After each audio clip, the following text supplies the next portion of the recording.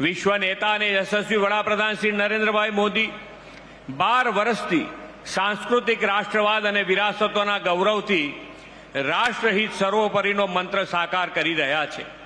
આપણા લોકલાડીલા સાંસદ અને કર્મઠ ગૃહમંત્રી શ્રી અમિતભાઈ શાહ સાહેબ પણ એવા જ રાષ્ટ્રહિત પ્રથમના ભાવથી સેવારત છે.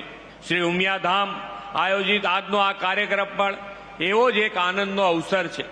દેશના બાહોશ અને ગૃહ સહકારિતા મંત્રી શ્રી અમિતભાઈ શાહના હસ્તે આજે ઉમિયાધામ સોલાના હોસ્ટેલ બિલ્ડિંગ શિક્ષણ ધામનું લોકાર્પણ થયું છે.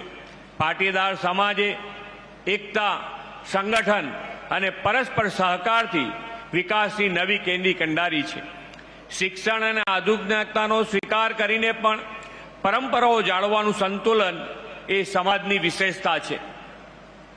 આ સમાજ હંમેશા દેશને આપવાવાળો સમાજ છે. પોતે કમાઈને બીજા માટે કેમ વાપરવું તે આ સમાજ પાસેથી શીખવું જોઈએ. પરસેવો અને પરિશ્રમ એ પાટીદાર સમાજનું મુખ્ય મૂલ્ય છે.